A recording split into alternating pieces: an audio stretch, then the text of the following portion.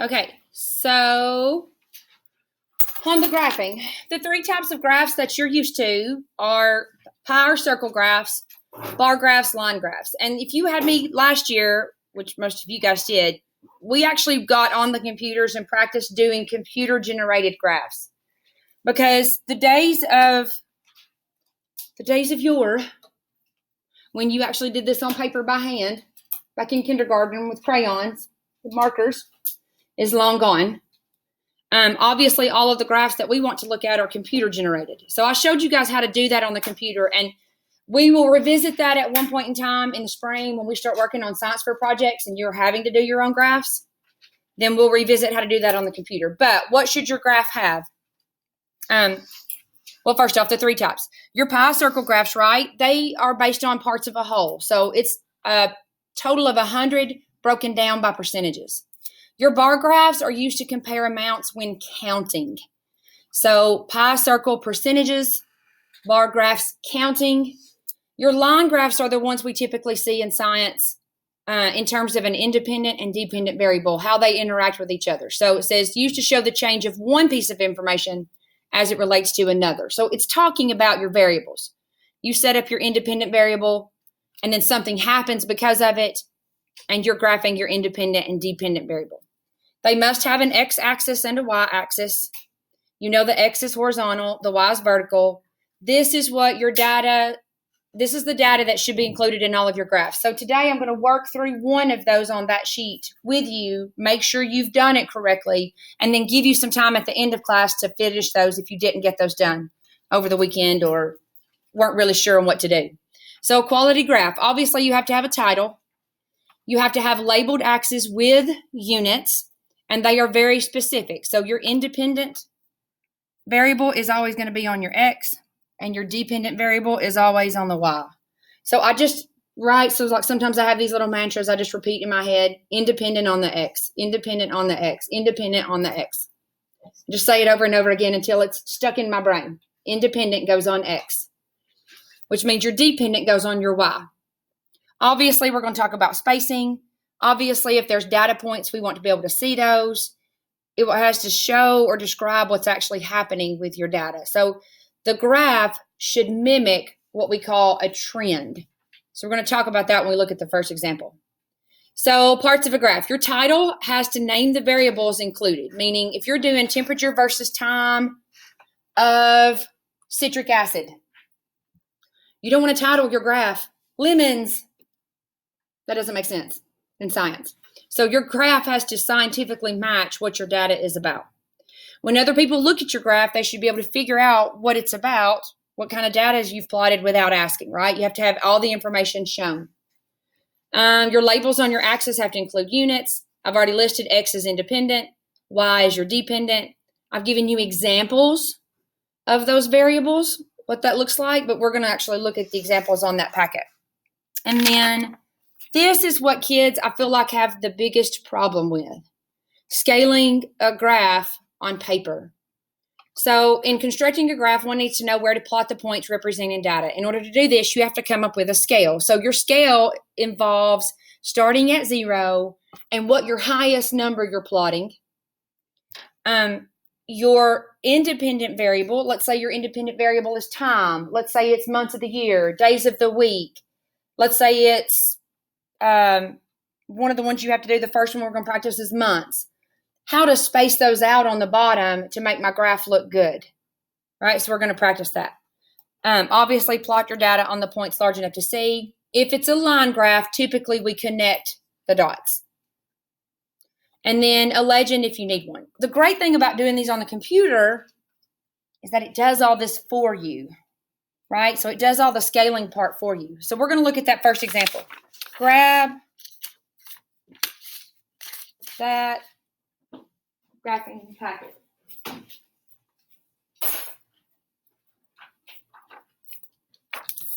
So the biggest thing that kids have missed points on is the fact that they didn't label and number their X and Y axes when they turned them in. So if you need to get yours back and you just want to make sure, you can do that.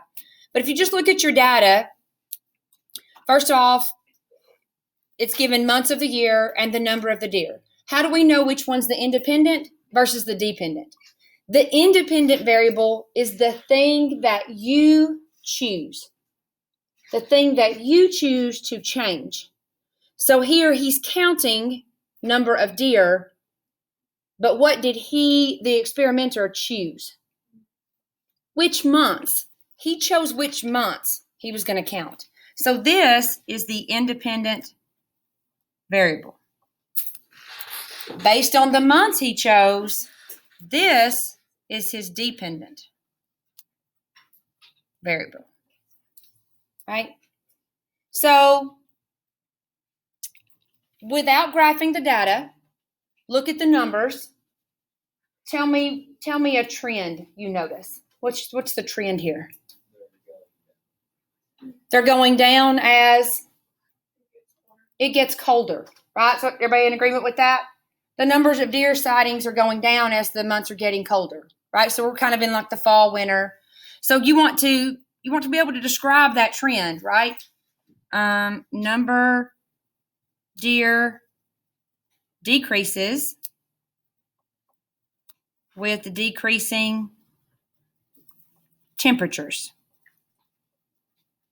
Do you have to specify, or can you just say gradually decreasing? You can say gradually decreasing. Yeah, you can say that. If I ask you a question on a test or a quiz about a graph, you want to be nitty-gritty specific. Oh, okay. Yeah. Thank you. Yeah. So let's talk about the scaling first. And then we basically build a graph, and then we go back and make sure everything's labeled and everything's right. The scaling on this is basically, if this is my independent variable, which is going on my X, I have to count the boxes. So scaling is about counting how many boxes you have here and spreading them out so that it looks good.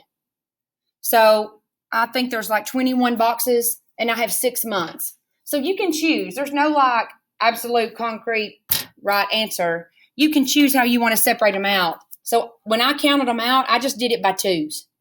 So I basically said these 2 boxes would be September. Then I skipped a box. These 2 boxes would be October. These 2 boxes, November. Now, if you didn't do it that way, that's not a big deal. September, October, November, December, January, February. If you've already done it, I don't want you to change it. If you've already done it, leave it. It's not going to be a big deal. I'm just showing you correct way to do a graph on the scaling. Make sure you're separating it out. So you've got those spread out, and then now you have to decide. Your numbers go up to 38. So you know you're going to start at 0 and go up to 38. And if you count these boxes, there's 41, maybe 41 boxes. No, 22. There's like 21 or 22 boxes going up. So how can I get all the way up to 40 if there's only 20 boxes? Yeah, count up by twos. You can't count by ones. Each box can't represent 1. Each box will have to represent 2. So you have to label that, even though they're tiny. 22, 4, 28, 30, 32, 4, 6, 38, 40. So some people don't label. Some graphs you don't have to write every number. You'll just write like 2, 6, 10, 14, 18, 22. And you can figure out what your numbers are. So then you just go through and fill it in, right? September's going up to 38. October's going up to 32. November's up to 26. 20.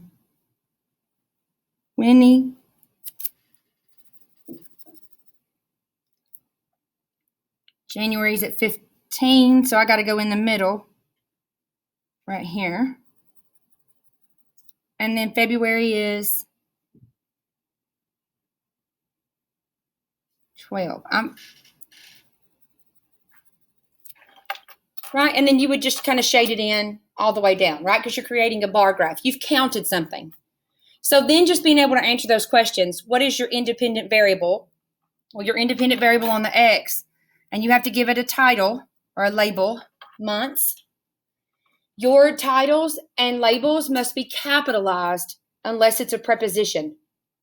Of, at, the, for. Those don't get capitalized. Did I say that? They have to be uppercase? All of your words have to be uppercase unless it's a preposition in your title and your labels. So months has to be capitalized. And then on the right side, you can't put, and if you did this, you can't, did I just write deers? I just wrote deers. Deer. Right here, I put number of deer. Sorry, that looks a little crime scene-ish. Number of deer. You can't use symbols. So, like, I'm really bad when we do our notes. I would just be like,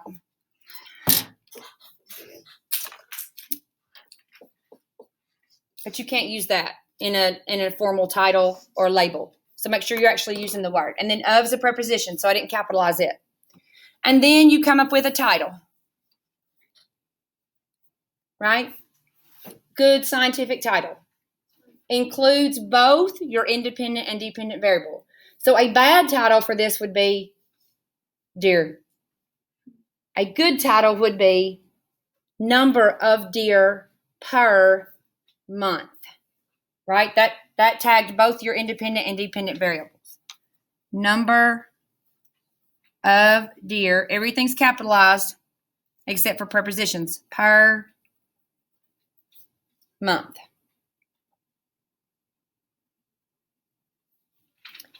But there's no, right? It's your own graph. So like if you're doing your own data, you coming up with your own graph, you could say number of deer per winter months. Number of deer per fall and winter. Like you could add stuff in. You just want to make sure you include both of these variables in your title. Can it be like a question? It does not need to be a question. Okay. Yep, that's actually a very good question. Your title should not be a question. Your title is informative of what data you're showing. Because I did that. Yep. So y'all can go through and right. So I would just shade this in. Right. So questions on that? I'm sorry, Liza.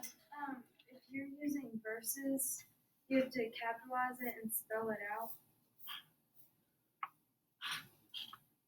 No, verses is actually one of the things that you can VS with a period, lowercase, and abbreviated. Yes, your question. If you're using verses, then you can just do,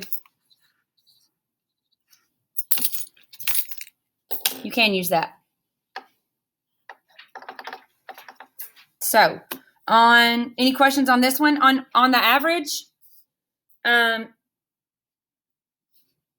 average deer per month. I don't know what kids were doing, but some other classes gave me like some crazy random numbers on the average. Did you guys just add them all up and then divide by 6?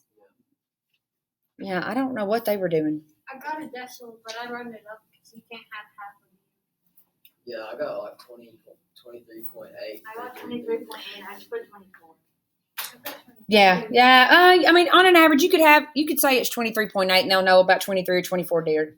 I wouldn't count off on that anyways. If you put 23 or 24, that'd be fine. Yeah. So, any questions on the other ones? If you've already looked at them and have a question, I'll answer that, and then I'll give you guys some time to